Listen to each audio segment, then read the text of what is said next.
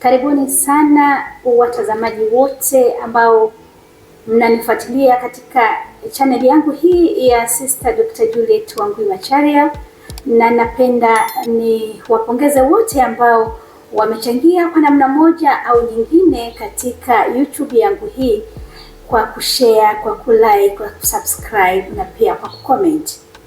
Na ni katika maendelezo ya kufahamu afya zetu, katika maendelezo ya kujua mengine ambayo labda mtu alikuwa anayaona ya kawaida tu, lakini kumbe ni dalili ya kwamba hali si nzuri katika mwili wako.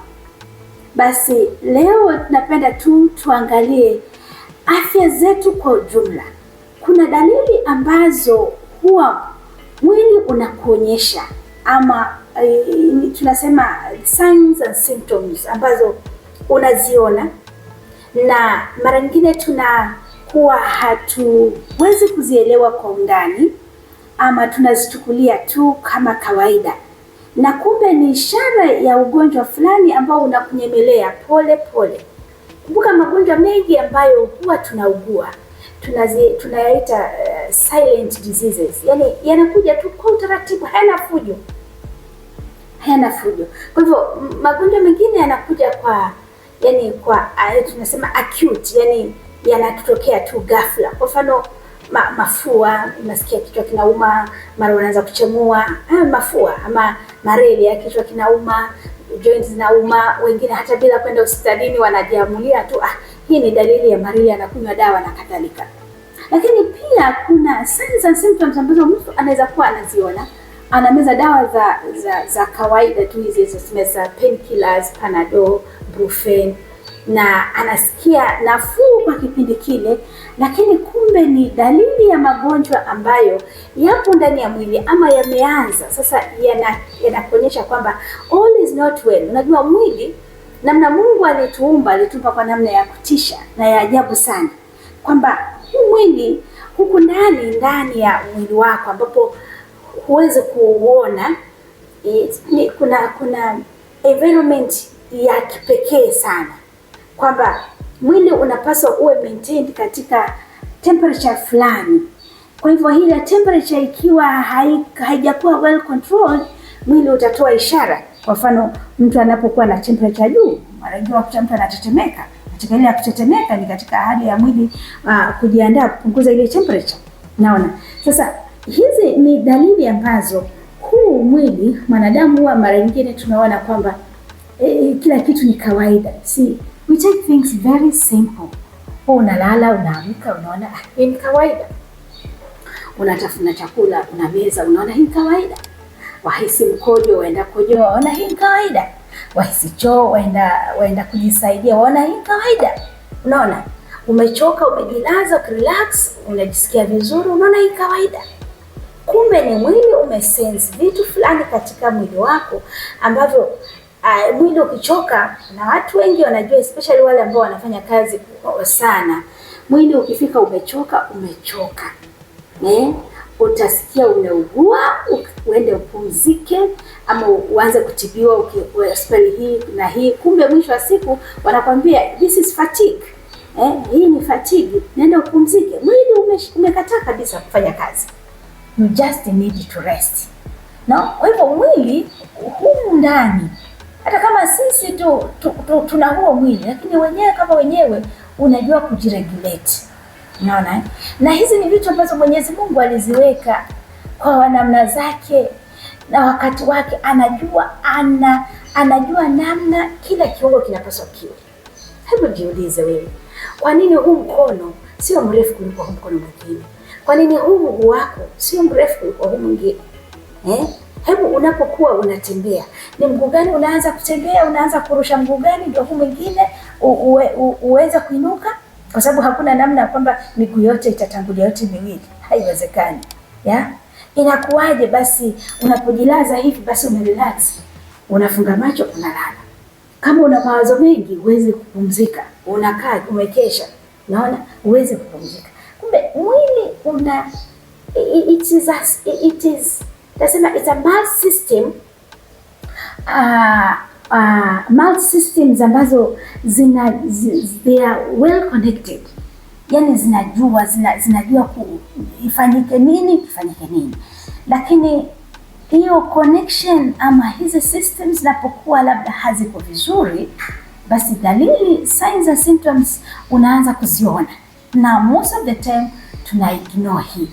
So leo tunataka tujifunze mambo ya kawaida sana. Ni nini ambacho napaswa nikione, nijiulize, ama nisiende tu kujinunulia dawa nikameza, hebu nichukue hatua niende nikamwone daktari. Naona kwa mfano, tuchukue mfano wa kwanza.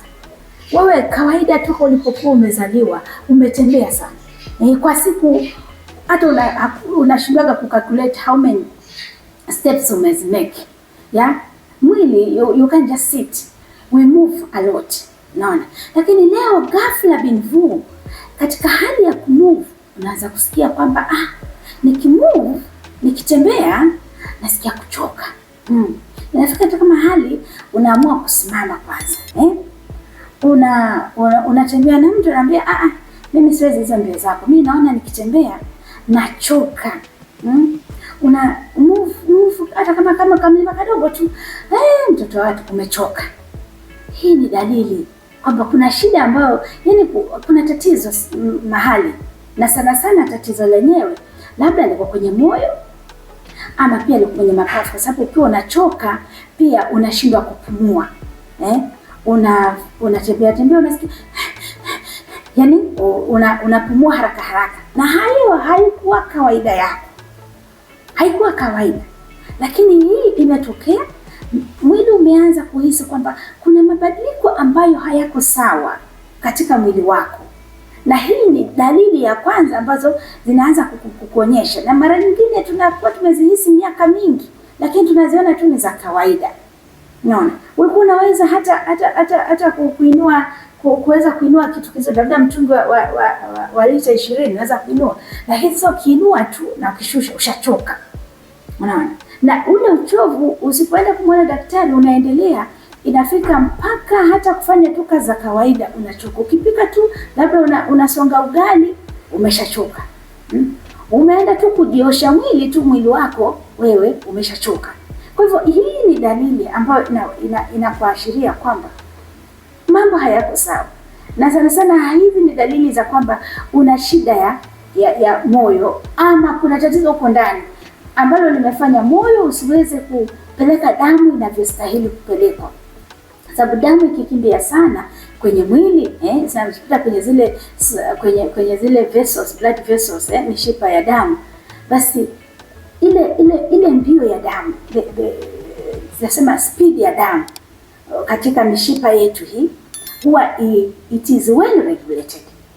Lakini sasa kitu kinapotokea kwamba ile njia sasa ya ile mishipa ya damu imepungua, labda ilikuwa hivi, sasa hivi kwa sababu umenenepa sana, ama kuna tatizo ambazo limefanya ile njia ya damu sasa ikawa nyembamba, kiasi ya kwamba hii damu inajua kiasi hiki kinapaswa kuingia kwa moyo kwa dakika moja.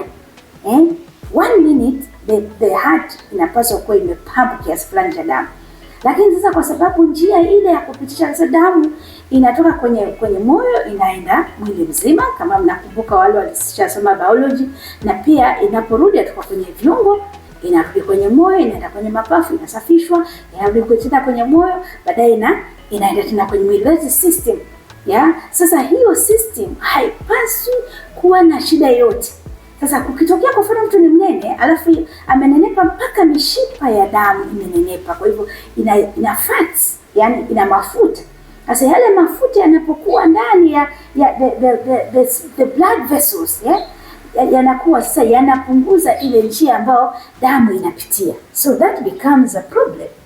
Kwa hivyo unapokuwa wengi sana ambao wanaanza kupata shida hii, ni wale tuseme majority wameongeza mwili, umeongeza, yani umenenepa. Kwa hivyo njia rahisi, hata pamoja kwamba utaenda kwa daktari, lakini kwenda pia kuangalia uzito. Waangalia uzito wako, kwa sababu kuna watu ambao toka kuzaliwa hawajui, wao kujinenepea tu, hawajui hata uzito wao. Lakini tuwe na tabia ili tuweze kujiepusha na haya magonjwa ambayo we can prevent this. Kilio changu mimi ni kwamba yale magonjwa ambayo tunaweza kuyazuia yasitupate. Hebu tufanye hivyo. The preventive diseases which sisi kama wanadamu, kwa sababu tumepewa akili na Mwenyezi Mungu na utashi, itusaidie tuweze kujizuia, kwa sababu ugonjwa unapokupata unakuja tu pole pole, unabishaga tu pole pole, unafungua mlango pole pole pole pole pole pole, lakini ukishafungula ule mlango ushafunguka kabisa, basi kutibu hiyo tatizo inakuwa shida, unahangaika huku na huku. Mwisho wa siku shida ilianza pole pole, ulijua, uliona dalili, lakini hukuchukua hatua yoyote. Kwa hivyo hiyo ni dalili moja ambao hivi tunavyoongea hata watoto wadogo, katika video zangu hizo ambazo nimetangulia nimefundisha haya, hata watoto wadogo, watoto ambao wako grade 6, watoto wako grade 9, hawezi kukimbia tena. Anakimbia hivyo, ameshajichokea. Yani ni mtoto mdogo, lakini the boy or the girl is overweight. Is overweight. Sasa huyu mtoto tukimwacha bila kumsaidia, kwa sababu wewe mzazi umekosa kutumia utashi wako vizuri namna ya kulisha watoto. Kwa hiyo mtoto akitoka shuleni soda, mtoto akitoka shuleni amedilia chips, hakuna siku napita hajakunywa soda, hajakula chips. Kumbuka this is fried food. Hii soda ina sukari. It has a lot of calories. Kwa hivyo mtoto anajinenepea tu, na akitoka hapo no exercise, no what, ni kujikalia, kuangalia TV, hata mara nyingine hafanya assignment. Na wewe mzazi unayeona yote haya, so sisi pia tunasababisha mtoto sasa at very tender age, atakapokuja kwamba amekuwa adolescent, amefika miaka 10, amemaliza form 4, mwili ndio huo sasa. Yani kijana wa miaka 19 anapokanyaga kilo, unakuta na kilo 95. Sasa huyu mtoto, hebu ndio, kwa sababu haya yote ni mafuta. Tusidanganyane, ni nyama, haya ni mafuta. Haya ni mafuta ambayo hayapo tu kwa juu eti yako huku chini ya ngozi, hapana. Haya ni mafuta ambayo yameingia mpaka kwenye blood vessels. Sasa mtoto mdogo huyo, ndio tusishangae watu wengi wanapata sudden death. Mtu amelala hamki. Mtu ametembea kidogo, ameanguka, amekufa. Because yale mafuta yamejazana mpaka ndani ya moyo. So the heart cannot pump properly. Na istoshe sasa yale, kwa sababu pale kuna mafuta ambayo yapo huku. So this is a blood vessel tuseme, kwa sababu ni kama ka pipe kadogo. Blood vessels zote ndio manake unapoenda hospitali ukiwekewa line hapa tunasema cannula, unapowekewa hiyo na maji yanapita, dawa inapita, naona. Kwa hivyo ni pipe ile.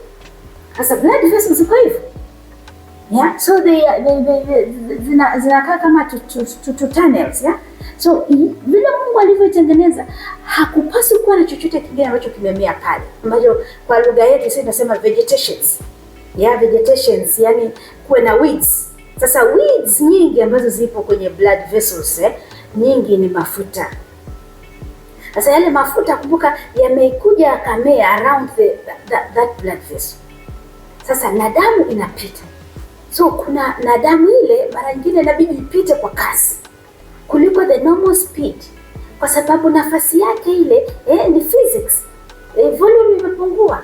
Kwa hivyo lazima so ile speed inavyokuwa inapita, mara nyingine inaweza kutoa hata ikatoka na parts of those vegetations. Sasa kumbuka, hii damu haiendi tu, haizunguki tu kwa mwili, lazima ifike kwenye moyo. Sasa ikifika kwenye moyo, hizo vegetations zinaweza kwenda, mwisho wa siku ikafunga ile. Sasa zimewekwa kama vile uchafu, sasa umeenda ambapo hakupaswi kuwa. Mwisho wa siku ina block, inaweka barrier, then hakuna damu inaweza kupita, then you just die suddenly. Tunaanza kusema sijui amefanywa nini, sijui, kumbe ni wewe mwenyewe umejiua. Kumbe hiyo ni ishara. Hii haitokei tu ghafla, lazima mwili una sense na unakushtua. Hii ni moja wapo. Nyingine ya ishara ambazo huwa tunazipata lakini tunazipuuza. Tukua kwa mfano wanaume ambao kuanzia miaka acha nishushe kidogo kwa sababu hii shida naona imekuwa nyingi sana. Miaka 45 kuendelea. As long as you are man. Kuna kitu kinaitwa PSA ambayo inasaidia ni protein ambayo inahusishana na mambo haya ya tezi dume, the prostate. Kila mwanaume ana prostate, lakini ile prostate mara nyingi kwa wanaume wengi huwa inanenepa. So ikinenepa, huyu mwanaume aliweza kukojoa vizuri, lakini dalili anaanza kuona kwamba hawezi kukojoa vizuri tena. Aliweza akisimama hapa, labda hata mkojo wake unafika mbali kiasi, lakini sasa hivi kila anapoenda kukojoa, kwa mfano akikojoa njiani, badala kwenda kukojoa chooni, anapokojoa kule njiani anakuta amejichafua. Udongo labda karibu na udongo huko umechafua, yani kwa sababu hawezi kurusha hiyo distance hiyo distance ambayo kitambo aliweza kufikia, sasa hivi hawezi tena. Wanaume ambao mnajikuta kwenye hiyo shida, usikae. That is a sign kwamba things are not okay huko kwenye system ya mkojo. Ama unasikia mkojo kweli umekubana, lakini unaenda kukojoa, ukikojoa unasikia mkojo unatoka kidogo unaacha. Mkojo unatoka kidogo unaacha. Sasa haya yalianzaje? Unaanza. Wengine waoga hata kuambia wake zao kwamba mimi naona mkojo wangu uko sawa. Mnakaa kimya. Mwisho wa siku ile shida inaendelea, inaongezeka. Sasa unaanza mkojo unataka kukojoa, mkojo hautoki. Sasa mkojo usipotoka, ile pipe ya mkojo ikifunguka, wale ambao wameteseka, wale ambao wameshapitia hiyo hali, huwa ni hali ngumu. Wanaume na ugumu wao wote, unakuta mkojo ukifunga, machozi yatamwagika. Yana maumivu makali sana. Sasa unapokuja kuangalia kwamba kumbe labda prostate ilishakuwa kubwa, ama ile urethra, ile njia ambayo inapita kwenye uume pale nyuma, ambayo tunaita posterior urethra, pale kwa nyuma pale ambapo kuna kibofu, alafu sasa pale ile njia inapoanzia pameziba. Sasa hizi dalili tunapokuwa tunauliza watu kama hao, wanasema hii shida ilianza kitambo, lakini kwa naona ni hali ya kawaida. Hali ya kawaida wapi? Eti mwingine atanaona labda ni uzee. Uzee ni sawa, lakini wewe unaenda chooni kabisa, unakojoa ile tone tu, afu unaona ni kawaida. And then you are very comfortable. Hata uambie mke wako kwamba ana tatizo. Haya, wewe kwa ujikojolee. Mkojo umebana, choo kiko pale hufiki. Mkojo wote ushatoka. Umeshajichafua. Unaendelea kwa nyumbani. Unaona ni hali ya kawaida. This is not okay. Na hao wanaume ambao wako na miaka hiyo, hebu make a point. Kwa mfano wale ambao wako katika kaunti yetu hii ya Taita Taveta, kwa nini msije pale Moi? Kama wewe una shida, hata kama basi ni yule ambaye anasema mimi siwezi, madaktari wako pale watakushauri. Kuna hospitali Savo, kuna Shelter of Hope, kuna madaktari hata wengine like our urologist wa kaunti ya Taita Taveta, you can get him. Kwa nini usimpigie bwana, wewe naomba kuja kuonana nao? Hata kama ni consultation fee, hata kama ni ngapi, lakini hii ni maisha yako. Sidhani kama daktari atakuwa mchoyo wa kukushauri. Akwambie bwana, hivi na hivi unapaswa kufanya hivi na hivi, nenda ujipange alafu uje. Lakini ushapata ushauri. Lakini wengine we do not do that. Hatuna routine check-up, hatuna muda na kutafuta madaktari, hatuna muda. Wengine hata ni familia ambazo pia wengine wanajiwezea, lakini hawana specific daktari, yani kwamba mimi nikiwa na shida hii nitamwita huyu, nitamuomba huyu anishauri. Hatuna. So we only seek medical advice wakati mambo yameshakuwa mabaya, which is very bad. Ndio maana watu wanakufa ovyo, because tumekosa ile, yani tuko tayari kufanya mambo mengine, lakini si kuhusu afya zetu. Kumbuka, health is very expensive. Afya is very expensive. Unapoumwa, na hatukuombee uumwe, lakini ndio utafahamu kwamba health is very expensive. Lakini hizi shida ulishaziona muda mrefu, but you did not make any point ya kumwona daktari, ya kuomba ushauri, unakaa tu zako nyumbani. So tujifunze hiyo. Hii ni kwa wanawake. Kwa mfano, mwanamke ambaye kawaida nimeshafundisha mambo mengi kuhusu menstrual cycle, lakini shida nyingi za kina mama ambazo wanazipata nyingi ni magonjwa. Kwa mfano, damu kutoka ovyo. Ana miaka 50, damu inatoka. Alishaacha kuona hedhi zake, then ghafla binivu anaanza kuona damu zinatoka. Wewe mama hujiulizi, hii kuna shida. Una unakaa na ile shida, mwaka mmoja unapita, miaka miwili inapita. Yanapokuwa sasa, kwa mfano umetoka damu, yani damu zimetoka mpaka sasa huna nguvu, ndio sasa unapoletwa hospitali. Lakini tunapochukua historia, hii shida ilianza lini? Nasikia unajua mwaka 2021 ndio nilianza kuona hii shida. 2021 mama, na leo ni 2025. Hiyo gap tayari, hata kama shida ilikuwa ndogo, ninajua kwamba hii shida imeshaongezeka maradufu.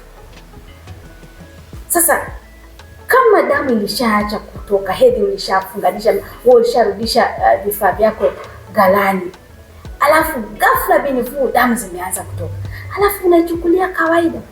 Wengine mpaka wanaenda kwa waganga, unapewa kama sipini tumbako, wengine sijui wanapewa miti gani, mnaweka huko ndani, inakuwa isiwasi, yani ukija umeshaharibika.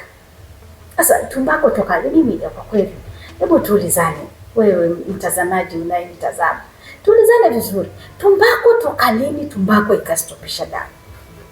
Haya basi, huyu aje kutibu. Haya tumbako ambayo inawekwa chini huku watu wanakula.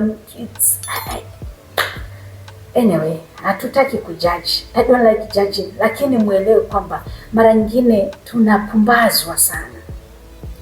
Tunapumbazwa kiasi ya kwamba na huko mko tayari kabisa hata mtu kutoa, hata anaweka kama ni 20,000 hapo, hiyo anaambiwa ni dawa, kumbe ni tumbako.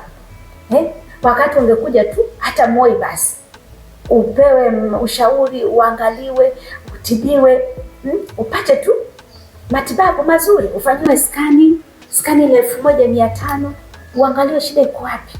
Waambiwe mama, kuna tatizo, hebu muone daktari fulani, ama nenda kwenye hii department, hii ndio inadili na haya mama. Unashauriwa hivyo.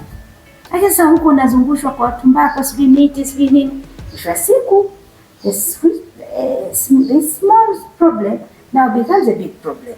Naona sasa kuna hawa kina mama ambao wameshamaliza hayo mambo, wana shida kama hizi, wamekaa nyumbani.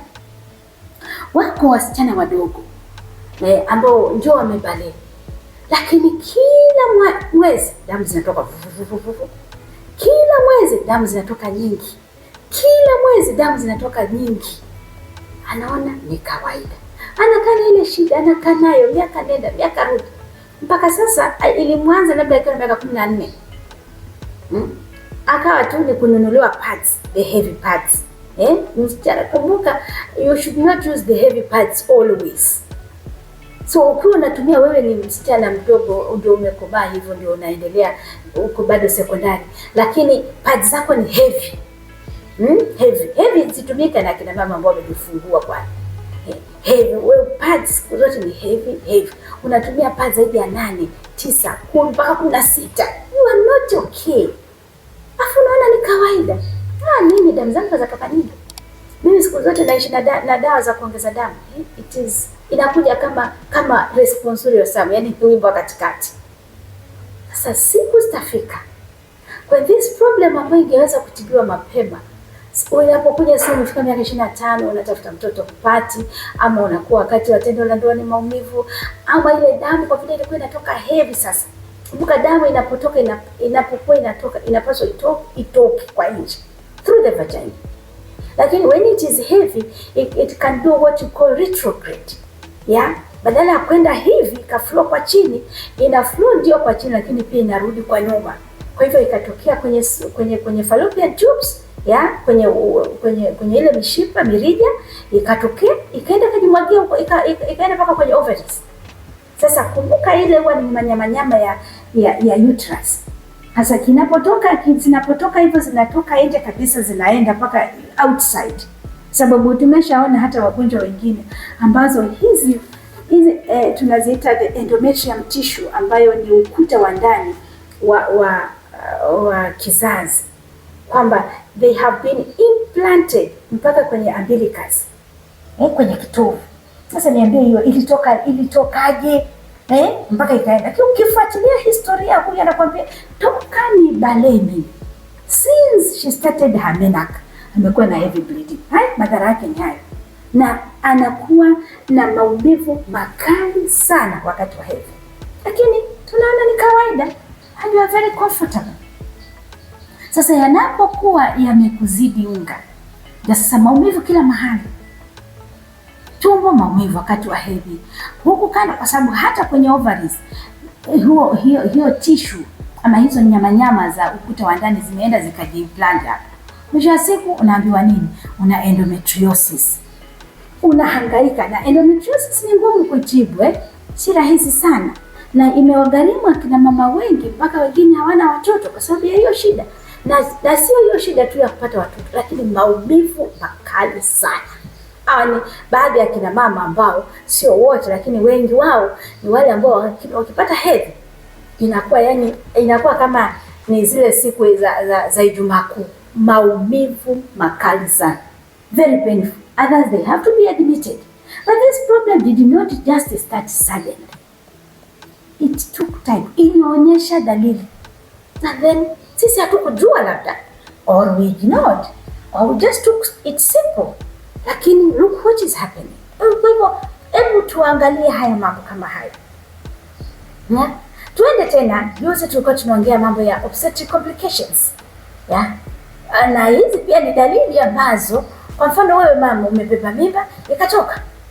Yaani mama anajua tu mimba anapata mimba, ndio kwa sababu anatamani kupata mimba. Kwa hivyo anapokosa hedhi anacheck na kukuta amebeba ujauzito. Lakini miezi miwili anapata heavy bleeding, very heavy bleeding, mimba imeshatoka. Mimba ya kwanza, ya pili, ya tatu.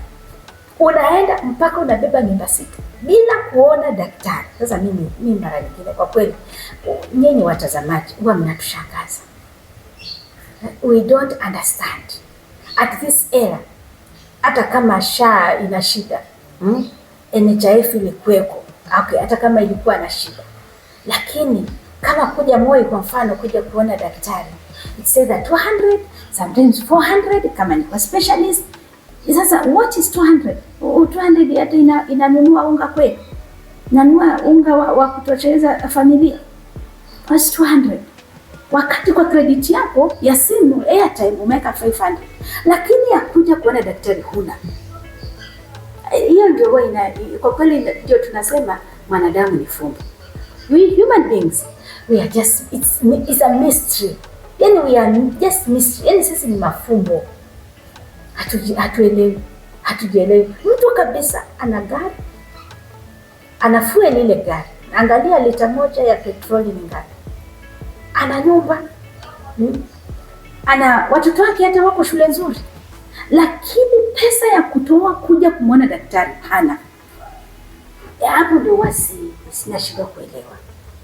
Kwa kweli hapo mtanisamehe watazamaji, mnaponitazama msisahau kusubscribe, kwa sababu tunajaribu kufundishana, kuelimishana, kuelewa. Mara nyingine tunakuwa kama tuna ujinga fulani ambao haupasi kuwa. This somebody who is learned. Na hata licha ya kuwa learned, wengine ni unaweza kuta nyanya zetu, akiamka mguu nauma atapiga simu, Anguo, unajua mguu wangu mimi leo sijalala, mguu na nataka kwenda hospitali. Huyu ni nyanya. Lakini somebody who is learned hana hiyo. So tunavumilia tu. Unaenda unanunua strong painkiller unakunywa. So pesa ya kununua strong painkiller unayo, lakini huko unapoenda kununua kwenye maduka ya dawa wanakuambia what is the problem. Hebu tujiulize, because sometimes we take things for granted. Tuchukulia pia ishara hii ambayo watu wamekuwa pia nayo, it's like ni kama kitu cha kila siku, kwamba mtu anakula chakula ama hajala, anasikia kitu kimechemka hapa, basi kinapanda kinakuja hapa, labda anatauka. Mwingine anakuambia mpaka nisikie nimetapika, nikishatapika ndio ile hali inakuwa vizuri. Katapike atu hicho kitu, na mwingine anakuambia hicho kitu ni kichungu. Akishatoa anasikia nafuu. Na hii shida unapo hii na miaka hata nimeshazoea. Ulishaenda ukaangaliwa, kwa sababu hata kama umekunywa dawa umeenda umetibiwa haujapata shida, tafuta daktari ambaye anahusika na kukuangalia, kwa sababu siku hizi digital bwana. Unawekewa na anakulaza kidogo, unaangaliwa huku kukoje kwa ndani, kama ni vidonda vipo, kama kuna shida yoyote Yani ni unawekewa pipe ambayo ina kamera inapiga na picha kabisa. Kwa hivyo pipe inapitishwa huko, picha zinapigwa, zinaangaliwa huko ndani kuna shida gani, unapata ugonjwa ni gani. Utatoa pesa kwa wakati huo sawa, lakini utakuwa umesaidika, because you can only treat your patient vizuri kama you know the root cause of the problem, and this one itakusaidia kuja na the right diagnosis ama ugonjwa halisi ambao mgonjwa wako anao. Na ukijua ugonjwa halisi, matibabu nayo yanakuwa rahisi, kwa sababu you know the cause, you know the diagnosis, and then now you give the right treatment. Haki sasa, kama kila siku ni kwenda uchukue Acto umeze, itulie kidogo, hayo umeenda ukalala, ama ukila chakula alafu ulale tu. Kuna wale wakishakula, kwa mfano wale wamezoea kula chakula saa 2, saa 3, saa 3:30, saa 4. Akishakula sasa muda wa kulala umefika, akienda kulala kile chakula chote kinapanda, kwa hivyo anasikia kitu kiko hapa. Wengine mpaka wanashikwa na kikohozi, yani kukohoa ambako si kwa kawaida, a dry cough. Na ile dry cough mara nyingine si kwamba huyo mtu ana shida ya mapafu, hapana, ile gas inavyopanda hapa sasa huwa unasikia pana irritate, kwa hivyo unakohoa. Kwa hivyo shida si mapafu, shida ni tumbo, na hii ni dalili ambayo umeiona lakini we ignore. Na wengine hata ile dalili itakujaisha utakapokata weight yako, because wengine tumenenepa mpaka uko ndani kumenenepa. Sasa unapata inflamed inflamed GIT, ama hiki kisehemu ambacho tunakiita tunakiita gastritis, yani ugonjwa huu ambao unakuta hapa kumevimba, hukuoni wala kusikia kwamba umevimba, lakini kwa ndani kwa sababu ya hiyo hali ulionayo inakuwa imevimba. Kwa hivyo kishika hapo na maumivu, kishika hapo kuna maumivu. That's what we call gastritis. Lakini unaweza kuchunguza zaidi kuona vidonda vya tumbo, ama ukachunguza zaidi kwa kuta, kwa sababu ukila hapa hivi kuna kamlango fulani. Kwa hivyo chakula kikienda kikigusa ule mlango unafunguka na kile chakula kinaingia, kwa sababu tunapokula chakula sio vile unavyomweka kideri chako ndio huwa kinateremka. Hapana, ulimi una kazi ya kuhakikisha umeziroll ile chakula, kimekuwa rolled, zimekuwa in terms of balls, tumpira tudogo. Kwa hivyo tumpira tunaposhuka kule, tukisaidiwa na movement ya esophagus, hii komeo hiyo, sasa inapofika pale ikigusa ule mlango unafunguka, kale kampira kanaingia. Kwa hivyo zinaenda hivyo zikiingia sasa kwenye tumbo kwa ambazo zitakazi sagu. Sasa kale kamlango kanapaswa kafungi, kakiachia tu kanafasi kidogo, ile gas, kumbuka tumbo ni kama jiko na inachanganya the sort of chemicals and gases. Ile gas inaanza kutoka, so the moment ikianza kutoka sasa inapanda huko ambapo haipaswi kupanda, ndugu yangu. Sasa ile shida, kumbuka kila siku unakula asubuhi, saa 6 na jioni, au katikati pia unakula chakula kinaingia hivyo, alafu ile gas unaipata. Sasa mwisho wa siku inaanza kukuirritate. Yaani ile ni moshi ambao unatolewa, haupaswi kutoka. Sasa utairritate, sio hapa tu peke yake, inakule paka ina irritate hapa, lakini pia pale panaweza kupata infection ama pakaanza kuchomeka. Ndio hayo maumivu makali mengine yanakuja paka mgongoni, mkono, na hii ni shida ambayo watu wengi wako nayo. Wengine pia one of other cause ya hiyo ni ile bakteria ambayo tunaita H pylori. Lakini kwa sababu umezoea kunywa dawa, yule mdudu anaendelea kukaa pale, anakuharibu, anakukula. Ukiishi utumbo ushakuwa na mashimo. Damu umeanza kutapika damu. Something that started long time ago but you just ignored. Lakini our bodies zina sense kwamba things are not okay. Hiyo ni ishara moja nyingine. Na kuna ishara zingine ambazo sasa hivi watu unakuta headache, kila siku kichwa, kila siku ya Mungu kichwa. Ukijichunguza maybe you are not stressed. Sasa kama uko stress, una stress, una mawazo mengi nini that hiyo inaweza kuwa ikakuletea shida kama hiyo. Lakini what should you do kama una mawazo? Juzi tulikuwa tunaongea kuhusu stress management. Nenda utafuta ushauri.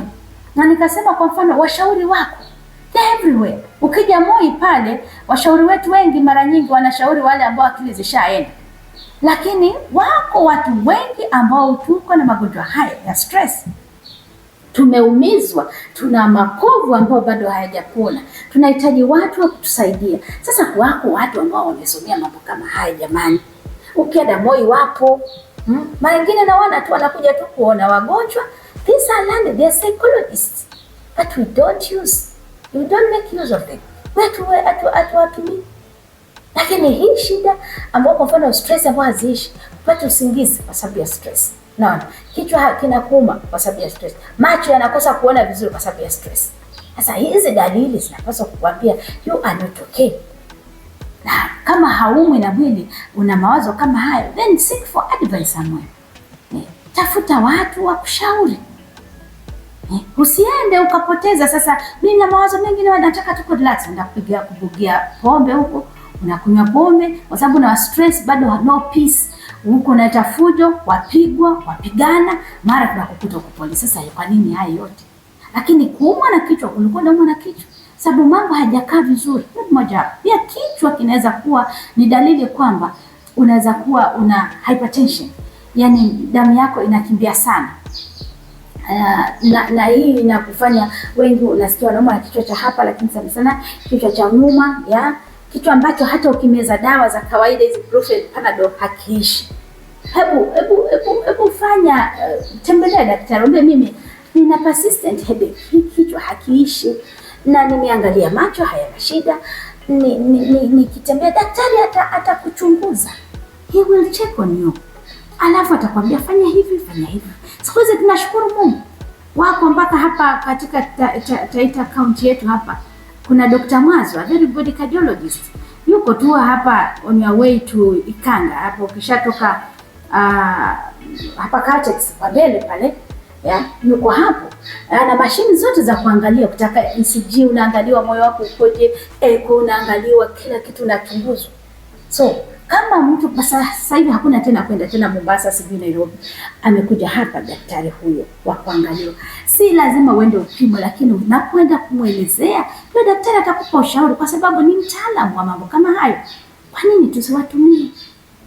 Kwa hivyo kuna hiyo dalili persistent headache.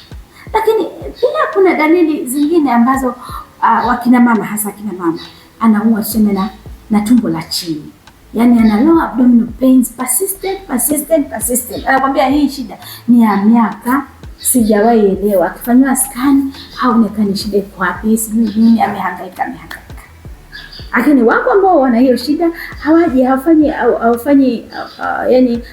hawaji kuanga utafiti zaidi. Kumbuka kama nilivyoambia nje pale, kila mtu ni daktari. We have so many doctors outside. But who is a real doctor? Who is a real doctor? Hiyo unapaswa kujiulize. Nani daktari wa kweli? So unapaswa haya mambo yote uwe mwangalifu sana. Unapougua unaenda kwa nani? Unaenda wapi? Unaenda kuonwa na nani? I think hizi tukizifanya kama routine, tabia, unakuta kwamba mambo kama haya magonjwa ambayo tunaweza kuyaprevent, utakuta kwamba tuna prevent. Kwa hivyo hizo ni ishara ambazo wengi wanazo. Nirudi kwa watoto, sasa nimeongea sana kuhusu watu wazima. Kama una mtoto mdogo, mtoto analia usiku na mchana, halali, usiku analia, mchana analia, wewe unaona tu ni kawaida. Hata wengine wamepeleka hata akaombewe, sijui naona akaombewe nini sasa? Wewe endelea kumwombea, tukatai, sala ni nzuri, mtoto akue vizuri, Mungu amlinde, lakini kwa nini analia usiku na mchana? Mtoto anapaswa kulia sawa, lakini tatizo lake labda amejikojolea, labda anataka kulala, labda anataka kunyonya, lakini si kulia tu. Peleke daktari kwa daktari wa watoto. Hiyo ni ishara kwamba things are not okay kwa huyo mtoto. Kwa nini mtoto akatai kunyonya wakati hicho ndio chakula chake? Kwa hivyo haya ni mambo ambayo ni ishara ambazo tunapaswa kuziangalia na tukajua kwamba mwili wetu unakuambia kwamba things are not okay. Haya mambo hayako sawa. Na kama hayako sawa, tuende kwa madaktari, tutafuta ushauri, na pia wakitushauri tufanye yale ambao wanatushauri. sababu daktari anaweza kushauri lakini ukayapuuza kwa leo, lakini baadaye anakuja na madhara. Unapokuja kwetu sasa inakuwa ngumu sana kukutibu na kukusaidia uweze kupata usaidizi mzuri. Kwa hivyo mimi nipende kuwashukuru sana kwa muda huu ambao tumekuwa tukiendelea kujifunza ishara ambazo zinakushtua ama zinatupatia zinatufanya tuanze kuangalia things are not okay. Kwa mfano mtu ambaye halali, mtu hulali yaani siku 5 hujalala. Sasa ujue ukienda kwa wale wagonjwa wa akili, kama mtu hajalala siku 5, that is not normal. Kule kulala ni dawa. Sasa usipolala siku ya kwanza, siku ya pili, siku ya 3, siku ya 5 utaanza kuokota makaratasi ama utaanza kutembea bila nguo, kwa sababu hii akili inapaswa kupumzika wakati unapokuwa umelala. So kitu hakiko sawa. So kumbuka, ubongo ule pamoja kwamba unafanya kazi, unahitaji kupumzika, na hata wewe mwili unapaswa kupumzika. Sasa wewe ulali siku 5, siku 10, sasa wewe si mwenda wazimu ama nini? Kwa hivyo hebu ndugu zangu, tujifunze kuwa wasikivu na let us listen to our own bodies. Tuko sana out, tunawasikiza watu wengi sana. We are good listeners kwa watu nje. Mtu anakuambia leo ilikuwa hivi, ikawaje, ikaendaje, yakafanyikaje, ikawaje, you get the whole history ya watu. Lakini do you have time to listen to your own bodies? Your own body. Hii mwili wangu huu ambao mimi mwenyewe niliamka asubuhi, nikauosha, nikauvalisha. Je, ninaongea na mwili wangu? Ninaelewa lugha ya mwili wangu? Because the moment you understand the language of your own body, then itakuwa rahisi sana kuelewa. Lakini tusipochukua muda kujisikiliza, listen to our inner self, si mwili tu peke yake, even the inner self, kwa sababu inner self nayo itakuambia mambo yanayotoka, then unaweza kutambua kwamba kuna shida na tukaweza kukusaidia. Kwa hivyo tujifunze ndugu zangu. So nawashukuru sana kwa kunitazama, kwa kunisikiliza, na please don't forget to subscribe. Wale ambao wako katika Radio Tumaini na wanisikiliza, mnaweza pia kwenda kwa YouTube ukaweza kunifuatilia katika video zangu hizi ambazo ni zaidi, sasa naona zaidi ya video 15 ambazo tayari nimeshazitoa. Ni mafunzo mengi ambayo yanaweza kukusaidia wewe na pamoja na wenzako, na wale ambao labda kati yetu ni walimu wanaweza kushirikisha hata watoto, wale ambao ni wazazi wanaweza kushirikisha pia watoto wao, walezi na kadhalika. Ni jamii kwa ujumla. Tunataka kujifahamu, tuweze kujilinda na magonjwa haya ambayo yanatunyemelea siku baada ya siku. Kwa hivyo usisahau kusubscribe. Don't forget to subscribe. Ukisubscribe unanisupport, unapatia hii channel yangu nguvu ya kuweza kuendelea. Kwa hivyo niwashukuruni nyote. Share, like and comment, and don't forget to subscribe. Sawa? Kwa hivyo ni Mungu atubariki sote na tuendelee kulinda afya zetu. Asanteni na watakieni siku njema.